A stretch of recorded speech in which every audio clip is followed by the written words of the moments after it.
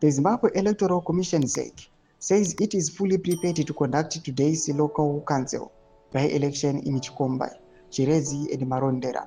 Zanapera mashoko kubuda panguva inai arinyazoratidza kuti aiwa panguva inai hazvina kumira mushe. ZANU-PF iri kukumba. Panapa we've seen kuti vakomana they spend 9 million ZIG for my by-elections ariko nhasi toti subscribe wala yakauta on the bell kuti ina muna mubuda kwamzi ZEC deputy chairperson Rodnikiwa told journalists in Harare on Friday that all logistical and administrative arrangements were in place. These by-elections are being held following recalls by sponsoring political parties and the deaths of sitting councillors.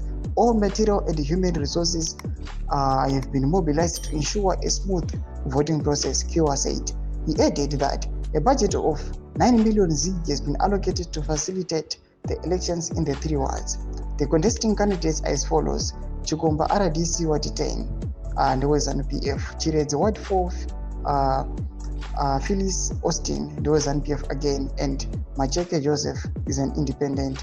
Marondera Ward 6, Tonga Washe Fion, there was an PF, and Zinyanke Richard, they were independent.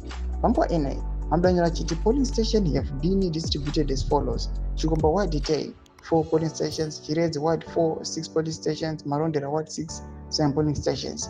ZEC yes, 8 voters in the affected wards to turn out in numbers and exercise their democratic rights peacefully. Thomas Kwanobuda panguva ine achinyorwa zvinozorodza kuti aiwa ZANU-PF panguva ine mamuona kuti haisi kufesa kana any opposition, they are doing whatsoever they want. Panguva ine yazorodza kuti yaconsolidate power.